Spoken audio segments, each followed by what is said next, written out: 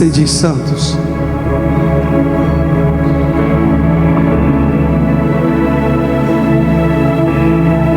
É como se alguns princípios tivessem sido roubados de nós. Um tempo em que eu busco hoje, eu quero que aconteça hoje, eu não quero nem que aconteça amanhã. Num tempo onde os nossos cultos, os nossos púlpitos estão sendo tomados por pastores que, numa boa intenção, introduzem no coração das pessoas um crescimento desacerbado por coisas que elas nem estão preparadas para receber.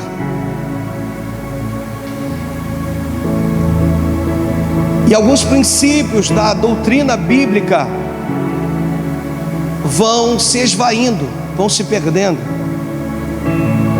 Algumas pessoas falam que quanto à santidade, dentro da teologia sistemática, ela não é tão importante assim.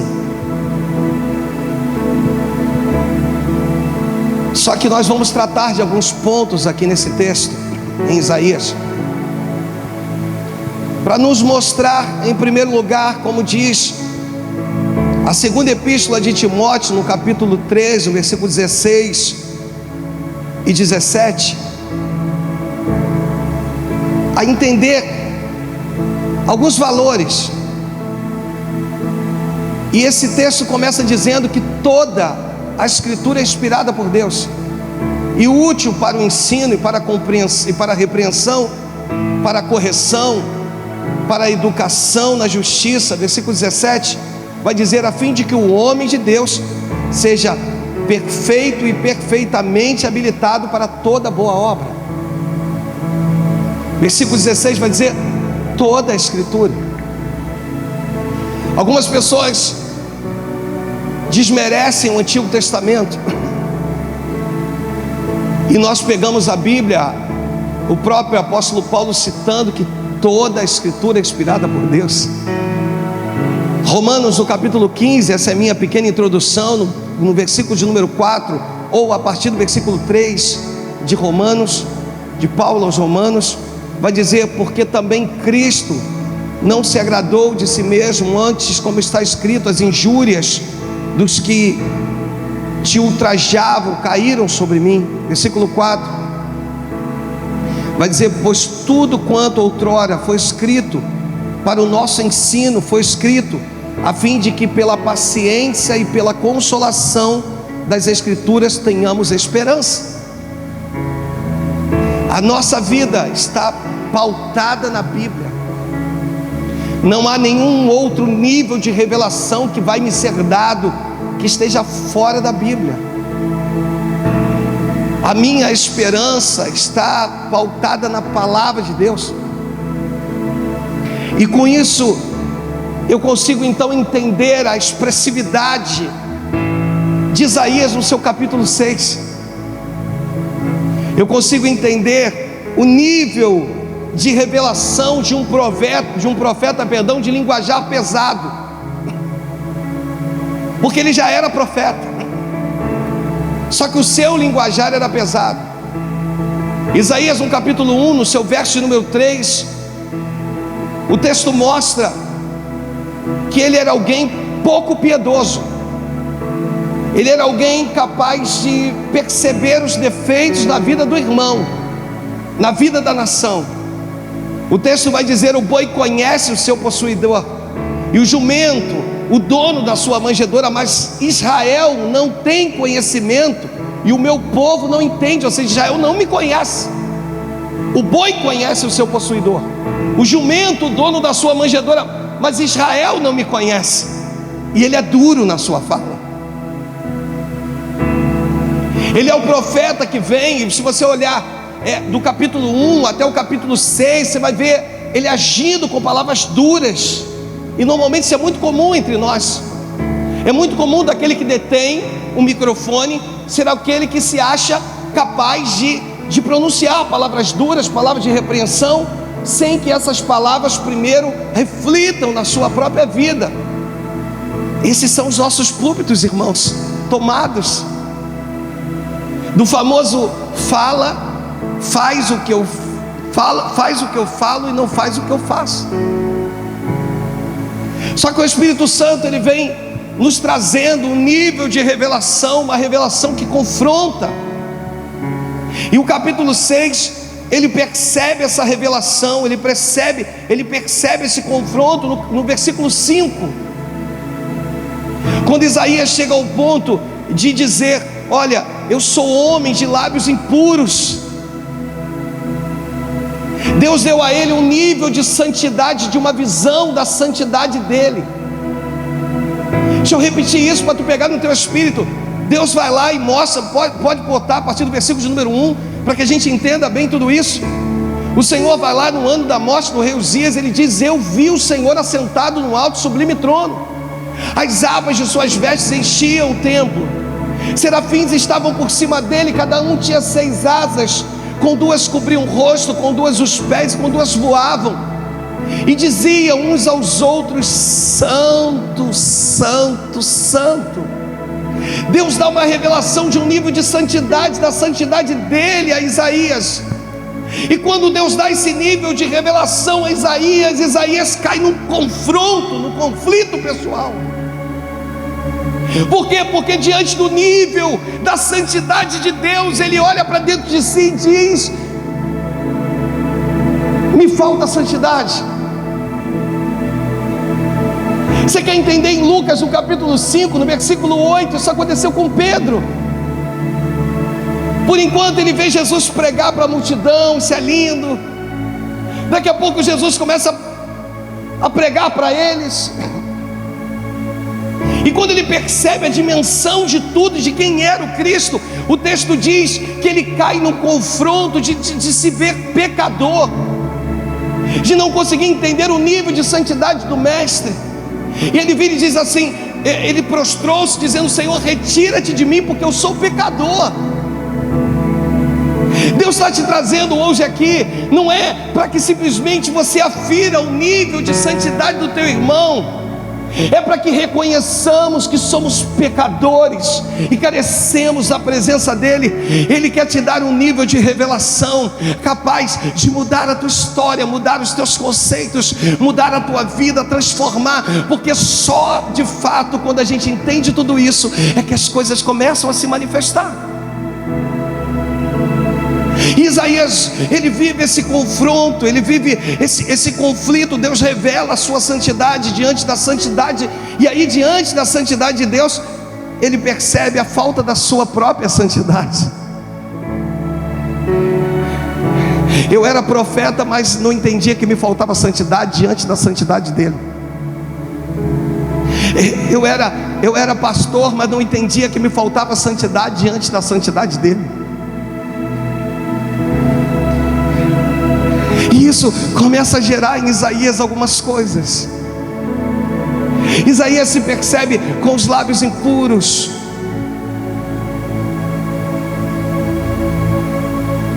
Tem uma frase aqui, irmãos, que essa frase eu fiz questão de copiar de alguém, que diz o seguinte: que um dia um membro de uma determinada igreja chegou para o pastor dele e disse: pastor, nunca antes as igrejas estiveram tão cheias. E ele disse assim: é verdade, nós temos visto isso, as igrejas cheias. Só que um outro amigo, um tempo depois, virou para ele e disse assim: nós nunca tivemos as igrejas tão cheias de pessoas vazias. Sede santos.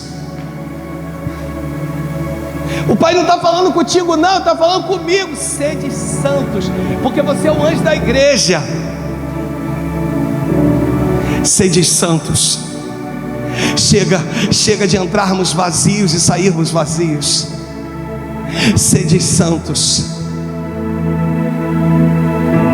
E isso tem mexido comigo. E esse texto em Isaías, no versículo 2, é o texto que fala sobre serafins. Na angelologia, a ciência que trata do estudo dos anjos, vai mostrar os serafins como uma classe de anjos. Tenta classificá-los. serafins, os querubins. Só que a Bíblia só se refere a serafim ou a serafins aqui nesse texto. Nós ficamos muito presos a algumas coisas e não entendemos de fato o que Deus tinha, o que Deus queria mostrar para eles. Quando Isaías tem essa visão, foi em 700 anos antes de Cristo. Aí Deus pega, aproximadamente 100 anos depois de Cristo, pega João e dá a ele lá no capítulo 4, no versículo 8, aquilo que a gente pode definir como os serafins. Uma outra descrição que vai tratar da mesma coisa. Perdão, Apocalipse, no capítulo 4, versículo 8, desculpa, amado. E a gente vai entender isso, essa questão do que de fato é o serafim, quem de fato é o serafim. Capítulo 4, versículo 8. Quem de fato é o serafim? E o texto diz assim: os 4 seres viventes, tendo cada um deles respectivamente 6 asas. Olha os atributos dos serafins. Aqui vai dizer que eles são cheios de olhos. Repita comigo: cheios de olhos. Ao redor e por dentro. E a Bíblia diz que eles não têm descanso, nem de dia e nem de noite, proclamando, me ajuda: Santo, Santo, Santo é o Senhor Deus, o Todo-Poderoso, aquele que era, que é e que há de vir. Então a gente pega os serafins e a gente vê os seres viventes, e a gente concilia uma coisa na outra.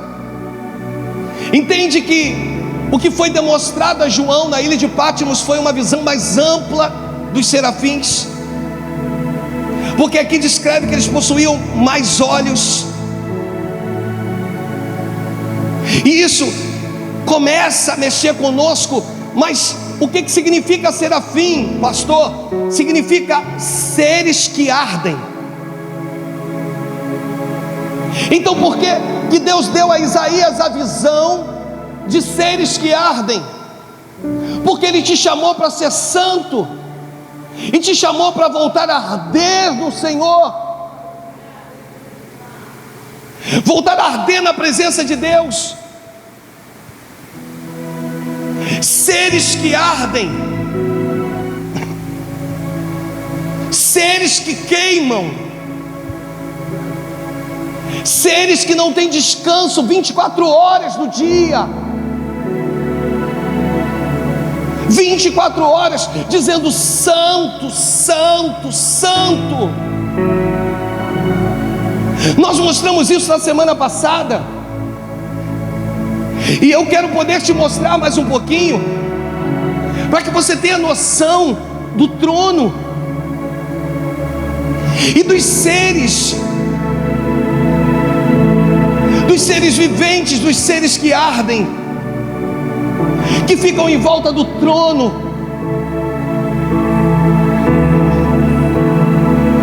Só tu és santo. A Bíblia diz que eles olham uns para os outros, eles não olham para o trono.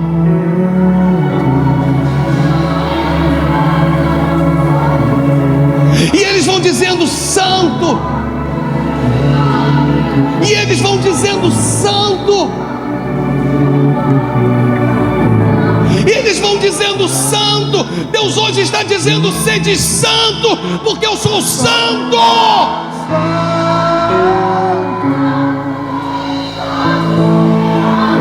Chega de uma igreja que acha que é de qualquer maneira. Chega de uma igreja que acha que é pela força do seu braço, é pela capacitação da sua liderança, é porque Ele é santo, e se Ele é santo, Ele quer ser reconhecido como um santo.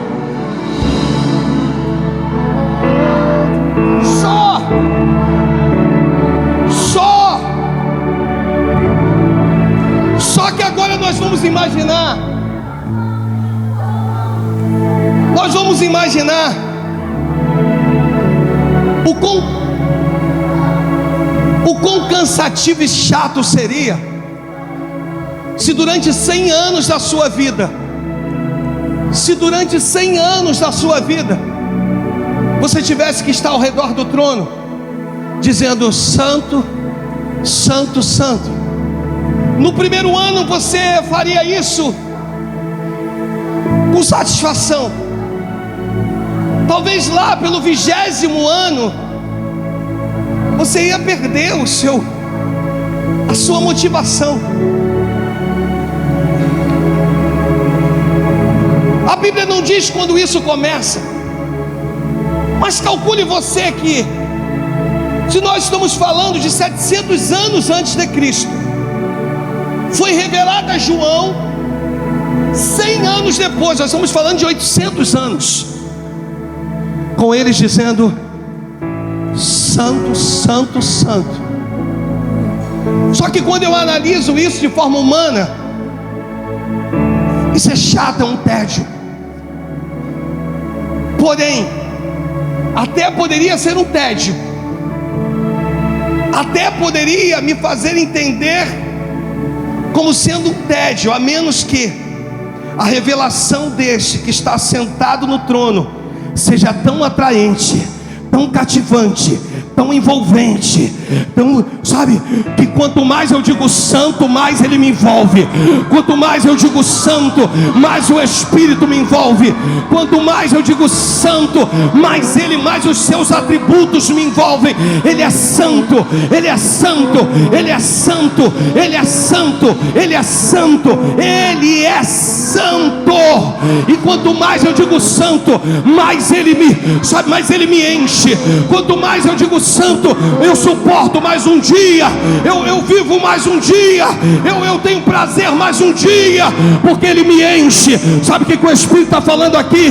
Vieram pessoas vazias hoje, mas quando tu declarar que ele é santo, Deus vai te encher, Deus vai te pegar, Deus vai te tomar, Deus vai te fazer entender que ele é santo, santo, santo.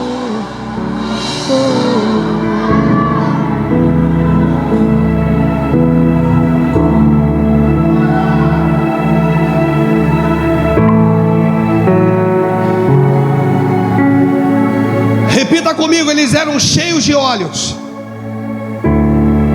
porque 2 olhos não seriam suficientes para contemplar a glória de Deus. Olhos por dentro e olhos por fora. Você está entendendo? Diga amém. A Bíblia fala sobre os atributos de Deus. A Bíblia diz que Deus é amor, que Deus é fogo, que Deus é justiça, que Deus é fiel. Mas você não encontra os seres viventes dizendo amor, amor, amor, fiel, fiel, fiel, justo, justo, justo.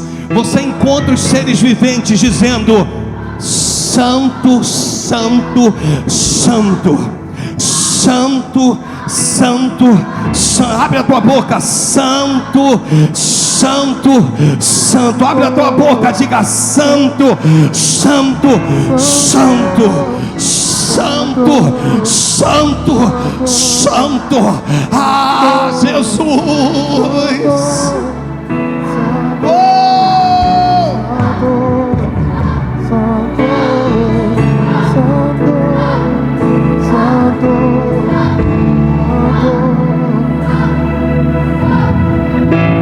E sabe qual é a impressão que eu tenho?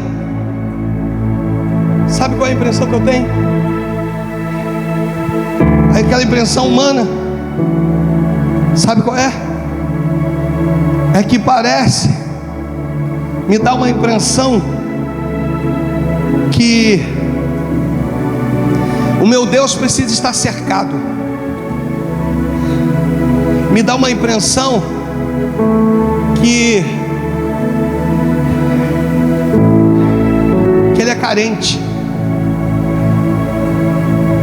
Me dá uma impressão que ele tem a autoestima baixa e por isso precisa de alguém para dizer santo. Mas saiba você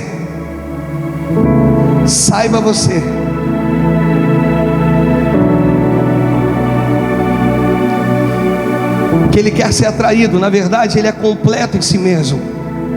Ele não é carente, ele não tem problema de autoestima.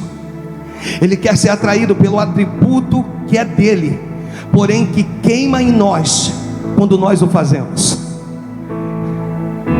Ele é santo, esse atributo é dele, mas quando eu faço, queima dentro de mim. Deus quer uma igreja capaz de romper. Deus quer uma igreja capaz, sabe? Eu estava falando com os pastores antes do culto, sabe? De entrarmos, não é aquela questão de entrarmos no terreno do inimigo, sabe como diz a canção? Entrarmos no terreno do inimigo e tomarmos posse. Não, é entrarmos no terreno do inimigo e dizer: inimigo, tu não tem mais poder sobre a vida dele, tu não tem mais poder sobre a vida dela, tu não tem, porque eu determino sobre a vida dele em Cristo a santidade. Você está entendendo? Diga amém. Deus quer pessoas que possam gerar outras. Deus quer pessoas que possam gerar em outras uma palavra chamada santidade. Paulo ele vai dizer: sede pois meus imitadores, assim como eu sou de Cristo. Sede pois meus imitadores, assim como eu sou de Cristo. Você é a referência de Cristo nessa terra. Você é a referência de Cristo para essa geração. Você é a referência de Cristo dentro da tua casa. Você é a referência de Cristo. Então, através de você, as pessoas vão ver Cristo. Através de você, as pessoas vão olhar e vão ver o reflexo de Cristo na terra. Satanás não pode contigo, o inferno não pode contigo, obras de macumbaria, de feitiçaria não pode contigo, olho grande não pode contigo, porque você é o reflexo do próprio Cristo. O reflexo do próprio Cristo. O reflexo do próprio Cristo. Uma vez eu fui fazer um sepultamento de uma jovem de 21 anos. E voltava eu com a minha Bíblia. Sepultamos. Quando eu olhei de lá para cá, vi um cortejo de pessoas espíritas, todo mundo adornado de branco. Eu me senti naquele ambiente como se eu fosse o único cristão. Eu sabia que na família daquela jovem poucos eram cristãos. E eu vim caminhando. Eu disse: Deus, não deixa eles me afrontarem não, Senhor. Eu vim caminhando. Eu falei: eu também não quero aqui mostrar que eu sou melhor do que eles, não, Deus. Minha mãe manifestava com um demônio chamado Omulu, que dizia que era o rei da morte, o rei do cemitério. O Deus da morte, o rei do cemitério. E eu sei que ali o império das trevas é pesado naquele ambiente. E eu vim caminhando. Eu disse: Deus, eu também não quero aqui me passar, sabe aquelas milésimos de fração de pensamentos por segundo. Eu digo: Deus, eu também não quero aqui me inferiorizar não, Senhor. Eu não quero precisar transmitir para eles um tipo de soberba. Mas Deus, mostra que o Senhor está comigo. Eu fui caminhando. Eu fui andando e vi um cortejo de lá para cá. Irmãos, quando nós fomos nos cruzando, todos eles viraram o rosto para o outro lado. Não porque há em mim alguma coisa especial de olhar e falar: esse cara aí, não. Esse cara é aquele que é o reflexo de Cristo na terra. Você é o reflexo de Cristo na terra. Nenhum mal, chantagem, contenda, como diz a canção, vão prevalecer contra a tua vida. Deus está te chamando para o ano do crescimento. E o ano do crescimento é o ano da santidade. O ano do crescimento é o ano da intimidade. O ano do crescimento é o ano que você vai entender que ele não é carente. Ele não está passando nenhum tipo de dificuldade. A autoestima dele, desculpa falar sobre isso de novo, não está baixa. Ele não está vivendo um momento depressivo. Deus, ele não está, até porque não há variação nele, não há sombra de variação nele. Ele é Senhor, é o meu Deus, é o teu Deus. E hoje ele me manda te dizer o seguinte: é um novo tempo na tua vida, por isso eu te trouxe aqui. É um novo tempo nesse ministério, por isso você faz parte dele. É um tempo que tu vai ter tanta intimidade com o Pai. Tu vai dirigir o teu carro falando em línguas estranhas. Tu vai estar no teu trabalho e Deus vai te tomar lá no teu trabalho. É um tempo novo, é um tempo revigorante. E quanto mais tu falar santo, mais ele vai se revelar a você. Quanto mais você falar santo, mais ele vai se revelar a você. Quanto quanto mais você falar santo, mais Ele vai se revelar a você. Desculpa repetir, quanto mais você falar santo, mais Ele vai descer, mais Ele vai descer, descer, descer, descer, descer, e vai se manifestar.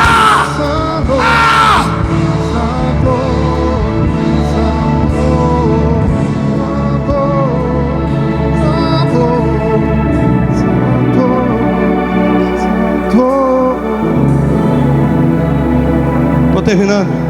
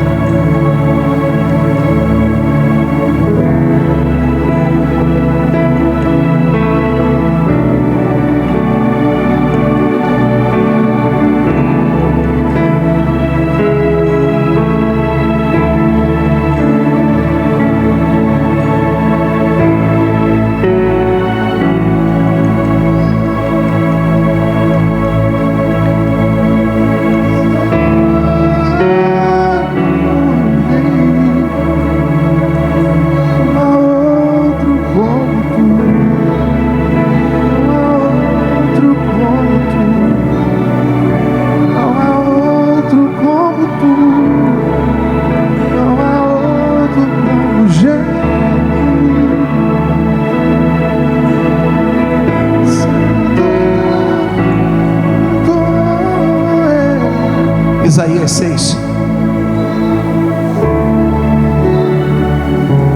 Hoje essa parte dessa mensagem vai até esse ponto. O texto diz: no ano da morte do rei Uzias, eu vi o Senhor assentado sobre um alto e sublime trono. As abas de suas vestes enchiam o templo. Serafins, ou seres viventes, ou seres que ardem. A visão que Deus dá a Isaías é a visão de serafins que cobriam o rosto, que tinham 6 asas, que cobriam os pés e com 2 voavam. A visão que Deus dá a João é a visão que ele tinha olhos por dentro e por fora. A visão que Deus dá a Isaías é no nível. A visão que Deus dá a João na ilha de Pátimos é em outro nível.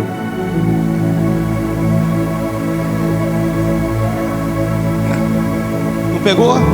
Você vai pegar. Não sei quanto tempo tu tem de cristão, de crente, de evangélico. Não sei como é que você se chama, se autodenomina de filho de Deus, de filha de Deus. Não sei quanto tempo tu tem, mas uma coisa eu sei: Deus tem uma visão nova para te dar. Sabe o que o Espírito me fala? Muitos já disseram santo, santo, santo é o Senhor dos exércitos. Muitos já tiveram de mim revelações ao declararem isso. Mas eu, Senhor, os chamei, os ungi. E o fato de estarem sobre o meu comando e debaixo de uma nova unção, vou eu liberar. Pega a tua mão, pega a tua mão, pega a tua mão direita, pega a tua mão direita. Deixa eu orar. Deus, unge as mãos agora, cada mãozinha, cada mão, unge, Deus. Agora leva a tua mão até os teus olhos, até os teus olhos. Todo o embaçamento está sendo arrancado, toda a dificuldade de enxergar está sendo arrancada, tudo aquilo que te travava, te prendia, está sendo arrancado. E em Cristo, hoje, tu está recebendo uma nova visão do mundo espiritual. Tu está recebendo uma nova visão no mundo espiritual. Tu está recebendo, Jesus, uma nova visão, uma nova visão, uma nova unção, uma nova visão, uma nova unção. No Evangelho de Mateus, eu encerro, estou encerrando, prometo. No Evangelho de Mateus, no capítulo 19, no versículo 3, o texto diz que vieram a ele alguns dos fariseus e o experimentavam, perguntando: é lícito ao marido repudiar a sua mulher por qualquer motivo? Jesus se vê diante de uma pergunta. Aquela pergunta queria deixar ele em xeque, porque ele ia ter que falar da lei, e ele veio para cumprir o seu sacerdócio, ou para cumprir a lei. Ele cumpriria a lei na cruz. Ele não está na cruz ainda. E o versículo de número 4: então respondeu ele: não tendes lido que o Criador desde o princípio fez o homem e a mulher? Diante de um questionamento, Jesus pega e arremete o povo, ou os escribas, os fariseus, à criação. Você vai entender agora por que o Senhor está te mandando, me pedindo, e por que a Bíblia diz: sede, pois, santos.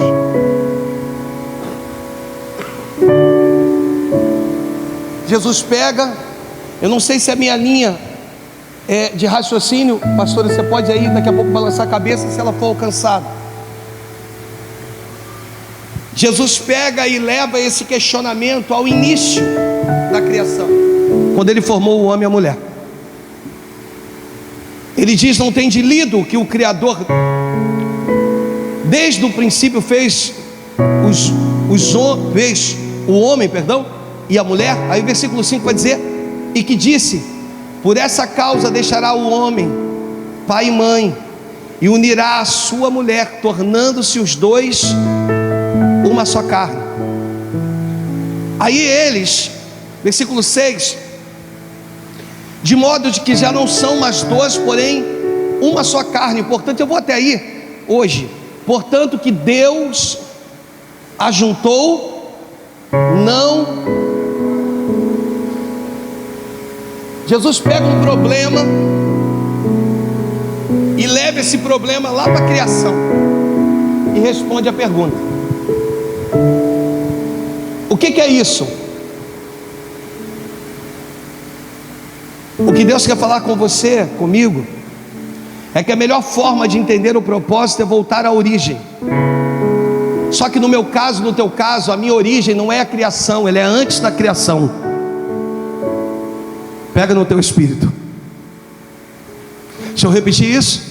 Posso repetir essa frase? Está anotada aqui? A melhor forma de entender o propósito é voltar à origem. Só que a origem não é a criação. A origem minha e tua vem antes da criação.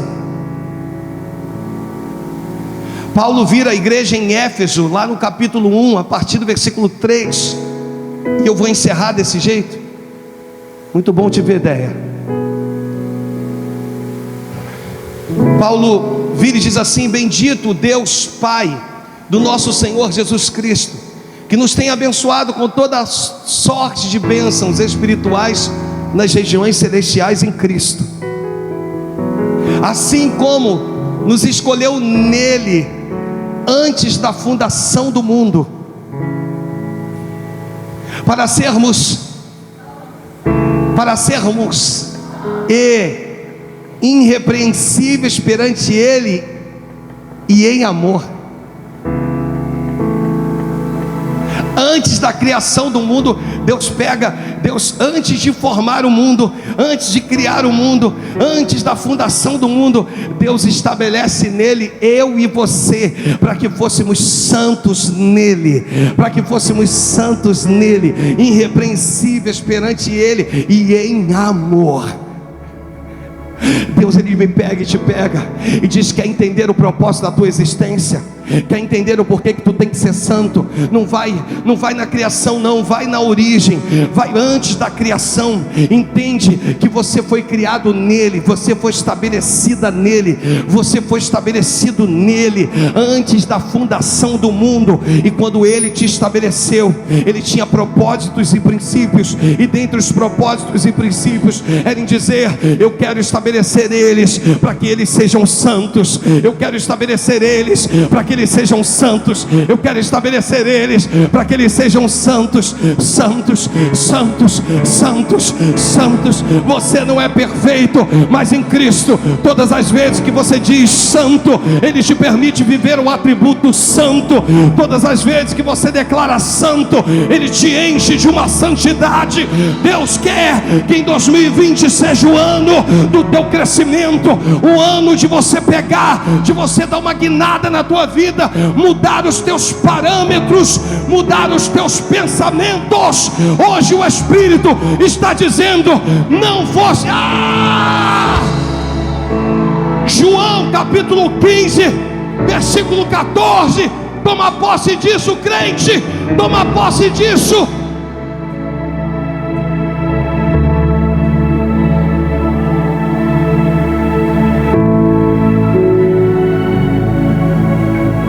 Me ajuda, vós sois.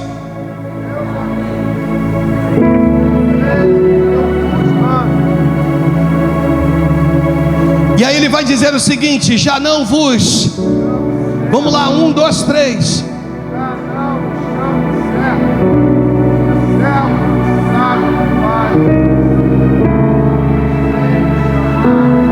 Versículo 16, para fechar com chave de ouro, para a gente tirar a onda aqui. Vai, vamos lá, tirar a onda no bom sentido, amém, amados?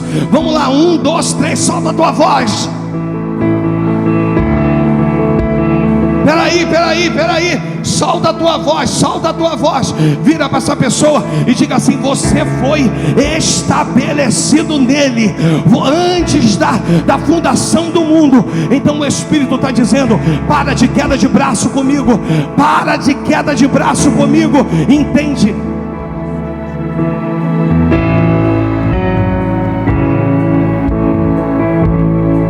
Quando você entende que não foi você que escolheu o Senhor, foi Ele que te escolheu, entende algo hoje liberado sobre a tua vida no nome do Senhor Jesus. Agora, quando você toma posse disso, as coisas começam a fluir, porque você entende que não foi você que escolheu o Senhor. Para de achar que tu levantou tua mão para Cristo, para de achar que teve um culto, que tu foi lá, aí fizeram um apelo, aí você disse assim: hoje eu vou aceitar Jesus, hoje eu vou lá na frente e vou levantar minha mão para o Senhor. Não fostes vós que escolhestes a mim, mas segura meu relógio. Entende uma coisa hoje que eu quero liberar sobre a tua vida. Compreenda algo hoje que Deus está liberando sobre você. Compreenda algo para tu nunca mais esquecer na tua vida. Houve um dia que você disse: Senhor, eu quero te receber como Senhor e Salvador da minha vida. Aí o Senhor vira para você e diz assim: filho, antes da fundação do mundo,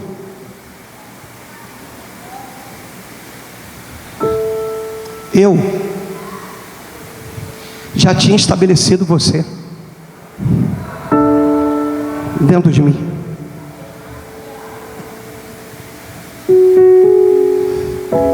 Sabe por que você está aqui hoje? Porque o Senhor te chamou de eleito. Eu termino em 2 Pedro, lá no capítulo 2, versículo 9.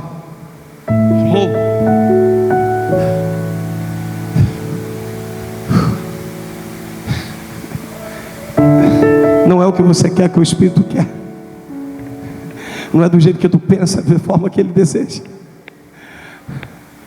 Falei segunda, primeira, desculpa. Não é do jeito que você espera, é do jeito que Ele entende. É da forma que Ele determinou para a tua vida. Vós, porém, sois raça eleita, sacerdócio real, nação santa, povo de propriedade exclusiva de Deus. a fim de proclamardes, me ajuda, a fim de proclamardes leia comigo, virtudes. Se eu for na NVI, muda o tema, muda o texto. Olha, virtude deixa de ganhar o nome de virtude. Olha o que diz a NVI: vocês, porém, são geração eleita, sacerdócio real, nação santa, povo de propriedade exclusiva de Deus, para anunciar as grandezas. Se eu for na Nova Tradução, muda também, muda o texto. Olha o que diz a Nova Tradução. Olha o que diz: mas vocês são a raça escolhida, os sacerdotes do rei, a nação completamente dedicada a Deus, o povo que pertence a eles. Vocês foram escolhidos para anunciar os atos poderosos. Você lembra aquela mulher do fluxo de sangue? Volta para RA. Você lembra a mulher do fluxo de sangue? Quando ela toca em Cristo, Jesus vem e diz assim: alguém me tocou. Aí os discípulos: Senhor, como alguém te tocou? A multidão te comprime. Aí ele vem e diz: alguém me tocou porque de mim saiu virtude. Deus quer pessoas que sejam capazes de arrancar virtudes de Deus. Você está entendendo? Diga amém. Deus está dizendo para você: deixa eu encerrar, e agora encerro com o que eu ia falar. Capítulo 15 de João, versículo 16, e prometo, termina agora. Pode se preparar os músicos. Leia comigo. 1, 2, 3, vai. Pelo contrário,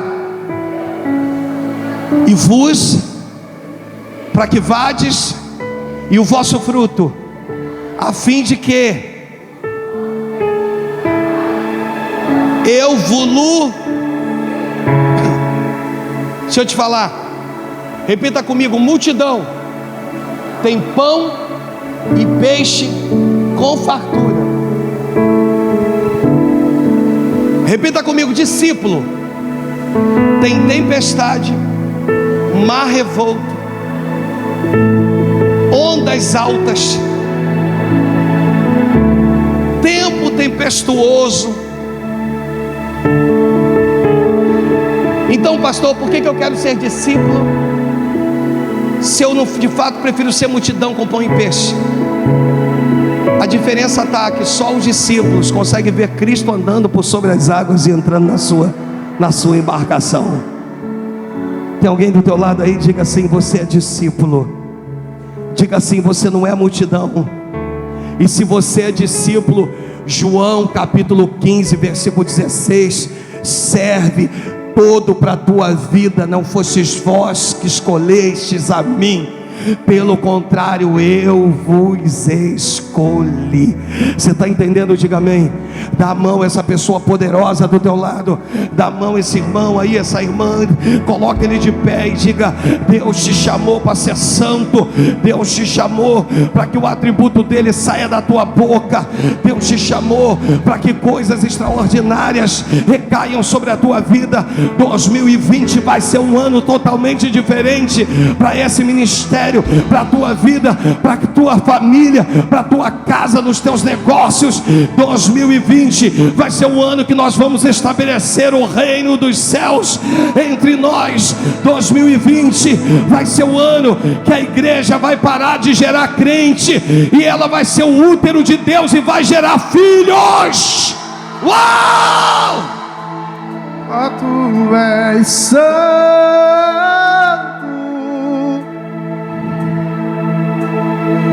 só tu és santo,